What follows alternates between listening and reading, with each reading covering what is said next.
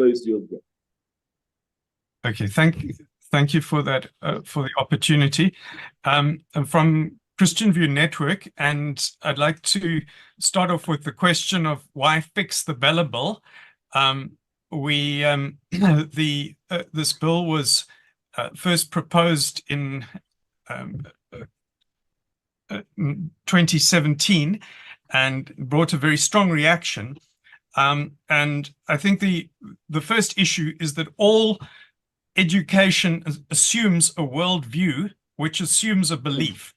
And we have a diverse society, and within that diverse society, people have different ideas and answers to those questions, and we are never going to get agreement on the detail of how exactly education should be done. Now, I'm grateful for the previous presenters who presented a diverse range of outcomes that they were wanting to do. Some people wanted home education, some people wanted agricultural education. There's also other groups that have got special needs interest for their children. But the question is, how do we live together under a common law, given that parents have very different ideas about what they are wanting for their child? And essentially, there are two education visions to try to answer that question. The one vision is that the parents should decide for each child what is best for that child. And the other vision is that the state must socially engineer a one-size-fits-all solution for everybody. Now, the question is, which of these two visions is correct, and how should we translate the answer to that question into law? Now, firstly, we can look at the Bible. We've got many verses which relate to children, and every verse relating to children assumes that the parents have the authority and the responsibility. So the Bible gives instructions to the parents on how to bring up their children. There's no verse which gives that authority to the state. And so I submit the state has no such authority except that which is delegated from the parents. The Universal Declaration of Human Rights, clause 36.3 says parents have a prior right to choose the kind of education that shall be given to their children. So that is an internationally recognized right. That's not just a Christian viewpoint. Then we also have the Western Cape Constitution, which acknowledges this, which says that parents, everyone has a right to receive basic education under a system of their parents' choice. So all of those argue in favor of letting parents decide. And we would also argue that everybody who is a political leader, most of them have children and are in the same position where they would like to have a say about how their children are educated. And so we can relate to this personally. But this is under threat by people who would like this one-size-fits-all solution. Now, I, in fact, had a conversation with one of the top policymakers in the education department when this was first proposed, and he spoke very positively about the Chinese 25-year plan for their country. And I said to him, would you like to go and live in China? He said, no. And I said, please don't bring Chinese ideas here if you don't want to go live there. So in 2017, there was an enormous outcry from parents to say, no, they did not want their rights taken away. And the article which we wrote was shared so that we believe about 1 million people saw that article. What is good news is that the State Department of Education went back and rewrote a lot of the clauses in that original proposal, and they fixed many of the concerns that parents had raised in response to this thing. They said they had an avalanche of submissions, which was more than any law that they'd ever had since the Constitution. And that initial response fixed the question of teacher appointments, educators declaring finances, verifying the ability to pay. And it relaxed certain other provisions so that it brought down, for example, the penalty for parents doing the wrong thing from 6 years in jail to 1 year in jail. Now, for us, that's better, but it's not quite good enough for what we want. The proposal for home education was reduced from annually to per phase. Then it went on to the National Assembly, who very kindly fixed certain other clauses. So, for example, they fixed the clause that the SGB didn't need to declare their finances, which would have discouraged good people from serving on the SGBs. But it still leaves a whole lot of problems, which I would like to ask you to sort out as the committee and fix before this becomes law. Because these are serious problems, and I know, I'm not speculating, I know a number of organizations that are planning to challenge these things in the Constitutional Court. I agree with them that these are breaches of the Constitution. So I would ask you please to look at these clauses carefully and fix these remaining problems. We've given a short list in a summary table of where each of these clauses are, which I can resend if anybody would like that. But that includes the admissions policy, which affects the financial viability, the ethos, the language, then there's the question of procurement, the language policy, and the code of conduct. Now, we believe that all of those decisions need to be devolved to the lowest possible level so that parents can make decisions that they are close to for their child. Then also to relax the restrictions on home education to allow more flexibility and more choice for those parents. For example, flexibility of curriculum and removing this requirement for annual assessments. Now, there's many different reasons why parents are unhappy with their particular local school. Or what is happening in the school. One of them is sexual sin education, where we've got an ongoing battle with the government, but we argue that the SGB is the one that should decide and not the top government officials. The question of pornography, gangs, teased pregnancy, abortion referral, drugs, gender confusion, bullying, LGBT indoctrination, woke religion, which is an ideology being pushed by certain NGOs, lack of the Bible. But you might say, okay, well, I don't want the Bible in my school. It's fine. Different schools can have different policies. We Christians would like as much Bible as possible in the schools. But we're not going to find a solution where everybody is happy. But what we can do is empower the schools so that different schools can make different choices and that they can within that diversity, people can find a school or find homeschooling options or even cottage schooling options which fit what they would like. Now, this bill has to be seen in the context of a raft of legislation. That's a term that was introduced to me by Kader Asmal, where he talked about how he had not just one law, but many laws which were all strapped together and together with policies. And what we're facing at the moment, and I think much of the process which has come out of this process is not just the BELA Bill itself, but the other policies that it is linked to, which include the gender policies, which are creating great alarm and outrage from parents, comprehensive sex education, which some things are so disgusting and pornographic that I do not want to display them in public, that are in the scripted lessons plans that are supposed to be pushed out in schools.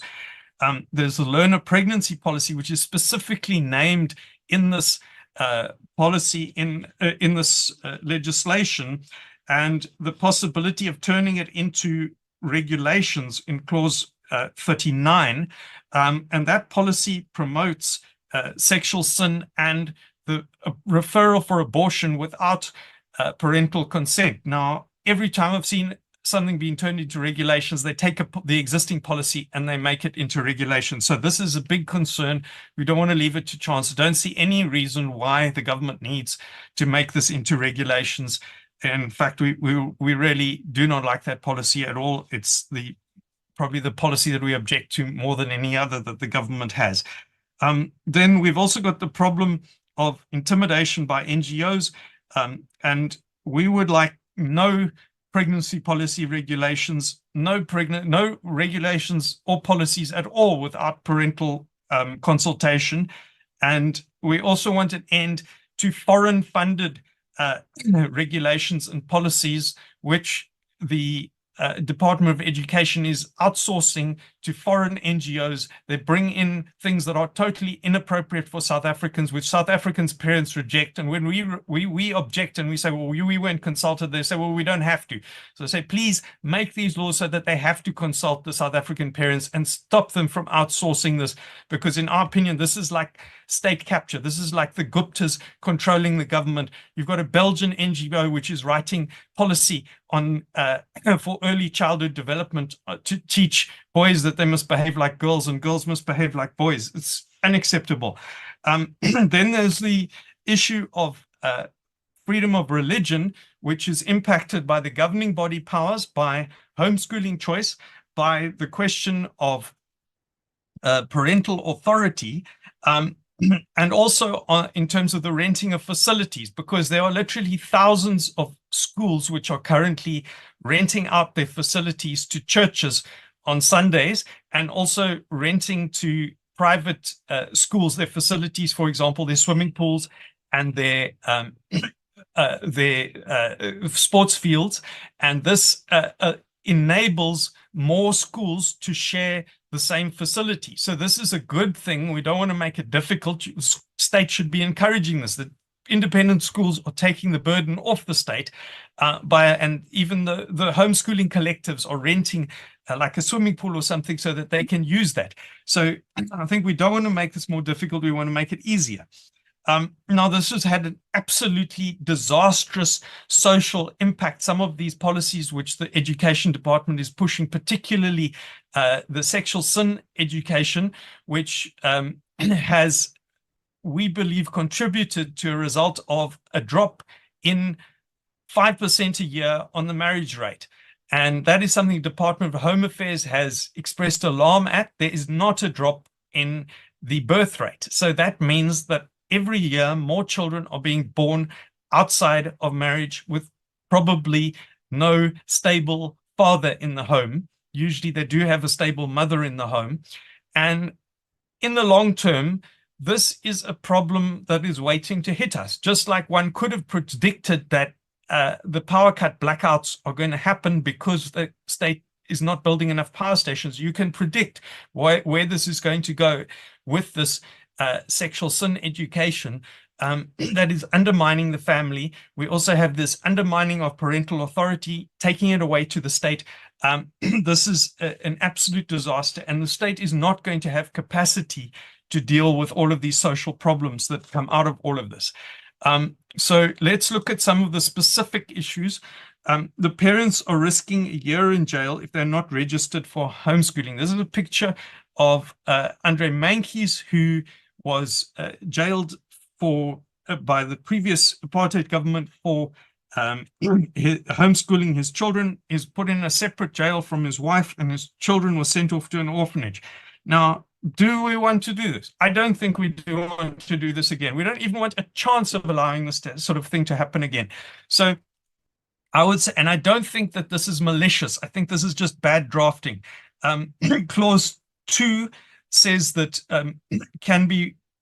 is ambiguous, because if it is read to mean that somebody is obstructing other people's children from coming to school, which is explicit in in the modification of section 3C, then fine, put them in jail. But if somebody decides not to send their child to school and educate them at home and doesn't notify the state, then that's just an administrative penalty. One cannot penalize such a person by putting them in jail. It doesn't benefit anybody. It doesn't benefit the child, or it's completely disproportionate. So I would say, please modify clause 2, section 3, modification of section 3C is okay. The A part is not. Then the next issue is that in terms of homeschooling, this proposal would increase the costs of homeschooling. Homeschooling parents are already sacrificing, in most cases, one salary from their family. And I would say this is unnecessary. The existing situation allows them to be verified on inquiry, and we can carry on with that in future. It also has more restrictive wording that could affect curriculum choice. That's the whole reason why people want to homeschool. So we would rather say the parents should keep a portfolio of evidence, and if somebody challenges them and says, well, we don't think you're being educated, then they can have an assessment. But not everybody needs to have an assessment. It's also increasing the cost for the Department of Education enormously and wasting our tax money. Also, we don't think homeschoolers need to have prior authorization to homeschool. They already have a right by the fact they're bringing up their children. Also believe that home education needs to be defined to include grandparents, not just parents. Sometimes the grandparents have more time and they can do that job just as well. And it's much the same. So in the grandparents' home and with the grandparents doing the education, that is a successful way of helping those people and taking the burden off the state. Then the question of language. We as an organization have no interest in any particular language, and we're also not pushing for mother tongue education or against mother tongue education. But what we are saying is that the people who must decide are the parents, not the centralized government, not the provincial administration. This is something which needs to be devolved to the lowest possible level. Now, the question was asked to me in the National Assembly, well, isn't this being potentially used as a cover to racially discriminate? And my answer to that is firstly that if somebody is wanting to go into that school and speak Afrikaans, they can do that. When my ancestors came to this country, they were home language German. They went to an English school that wasn't their home language. Somebody wants to do that, they can learn to speak that language. But it's also a case that only 1 in 20 schools are Afrikaans. And so just even if you made all of those schools into English schools, it's not going to make much difference to the English people being educated. But it is going to make a big difference to the Afrikaans people, and they're going to be really unhappy about it. And for us, the concern that we have is not about language, but that this gives a precedent which impacts on religious ethos. And we're concerned about religious ethos because we want the parents to be the one who's going to decide. And if the state is allowed to override on language, they can do the same on religion. We don't want to decide. Now, all of these things collectively are going to add up to more tax. And there hasn't been a proper financial impact evaluation of all of these things. There is an enormous amount more paperwork. I haven't seen anything which estimates the actual costs of what's going to be happening. I don't believe they're going to be able to absorb it into the existing budgets. I think they're dreaming. And so it's both the cost to parents, to schools, and to the central department. And you're also going to have to deal with an influx of homeschoolers who might leave the homeschooling and go to state schools, and you don't have enough schools to look after them. We're talking about maybe 100,000 children that are in homeschooling. If tens of thousands of those decide to move to state schools, you don't have state schools to accommodate them if you make it more expensive for them. So I don't think the government has thought through the costs of all of this. Then there's the issue of renting to independent schools and to churches, which affects thousands of institutions and also is a cost benefit to the schools. It is a benefit to the churches, benefit to the community. It is a benefit to relieving the costs of the state. When these independent schools taking children, the state doesn't have to pay for. So it's a win-win for everything. You make it more difficult, then that's not great. Now, initially, they said that had to all be approved by the provincial government. Then they relaxed it in this latest version to 1 year. We would like it relaxed to 3 years, up to a 3-year lease. The reason for the lease is the tenure of the school governing body. So the next school governing body can change it if they want to. Or a 6-month notice. Now, the problem is that a lot of leases may not be renewed by default, or just because somebody in the school doesn't like that organization or something. It puts them in a very vulnerable position if they then have to now suddenly, without much warning, find a new venue, or in this case, probably the best alternative would also be another state school. So that can make things very difficult for them, make it easy for them. It's win-win for everybody. Then there's the issue of more regulations that can further erode parents' rights. This BELA Bill gives an open door for somebody to do that. And we would say that there's been a continual erosion since Minister Bengu. I really appreciate Minister Bengu. Was in my opinion, the best head of education in this country. But since his time, there's been a continual erosion of power being taken away from parents, given to the state, and this can allow further erosion. We don't really want more regulations. This is absolutely necessary, but if it is necessary, then it must be approved by parents. We don't want a blank check.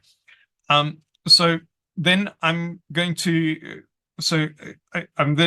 end my slide presentation, talk about a certain other things in the bill, in addition to the ones that I've listed there. There's also the Code of Conduct, which is clause 7. We want exemptions from the Codes of Conduct only for religious, cultural, and medical grounds. We want to preferably remove the appeal to the province, because this weakens the power of the state, of the school governing bodies. They are the ones who are accountable to the parents at that school. They know that school's culture and ethos best, and that impacts on the whole issue of religion as well, that Code of Conduct. We don't want people upsetting that, turning upside down the Code of Conduct for a particular school without some very decent reasons. Then there's the whole issue of centralized procurement. I think this is argued as something to be more efficient and to reduce corruption. I don't believe it's going to do that at all. I think parents are the best ones to stop corruption by the government. I don't think the government's good at stopping corruption the other way around. There's enough provisions that the parents have to declare business with the school if they are doing that. So we don't want centralized procurement. The government is welcome to have centralized procurement for those schools that want it, but for those schools that don't want it, they shouldn't be able to force it on everybody. Then there's the admissions policy. We argue it should be remain with the SGB, and that can link to the issue of financial viability and also the ethos of the school, which then links to religion. So we argue that the different schools should be allowed to have admissions policies that fit what they are offering, and which attract people that agree with what they stand for. Then there's the issue of small schools closure, which is clause 25.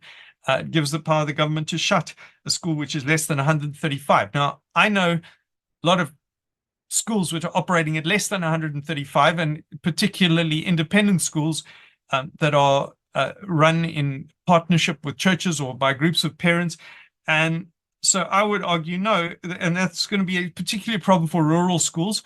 And then they're going to have a bigger transport problem to get their kids further away to another school. So rather give them a grant based on the number of children that they have, and let the parents and the school governing body make a decision for their school as to whether they're going to close it or whether they're going to carry on and raise money somewhere else, or even go into a private-public partnership. Give the parents that right. Then there's the issue of cottage schooling, which increasingly parents, and this is not just in wealthy suburbs, but even in townships and also in rural areas, are clubbing together to pay a teacher to teach their children, usually in a private home. Now, that doesn't fit under the definition of homeschooling. It also doesn't fit the model of industrialized schooling, which is designed for hundreds of children. Maybe they have 6 children or 20 children, and they manage to make that work. And they think they are getting something better than what the state schools in the area are offering, and very often those schools cater for special needs children who wouldn't fit in well with the local schools, but that is not actually that's something which is not strictly legal, but it's being overlooked at the moment because it is solving a crisis, and parents have concerns about safety of their children. So I would seek to accommodate that in something where the school doesn't have that sort of administrative burden, and something that's kind of halfway in between homeschooling and industrialized schooling. Then there's a question of freedom of religion. As I've said earlier, this is impacted by admissions policy, code of conduct, renting of facilities, the learner pregnancy policy, which is in direct contradiction to both teachers and parents and children who would not be prepared to accept this thing at all in good conscience. And so those who are Christians will defy the law. And maybe they will be penalized, maybe they will go to jail, and there will be cases, and you will see it in the news if you leave that in there, because this is not something we're prepared to live with. This policy, as it stands, is expecting teachers to refer children for abortion to abortion-promoting NGOs and contraceptives and such like without even notifying the parents. I mean, who in good conscience does that? So then there's also the restriction of home education. Very often, home education is something that is done for religious reasons. So all of these different aspects of the law impact on religious freedom, and our solution is let the parents decide, devolve it to the lowest possible level, give parents the choice.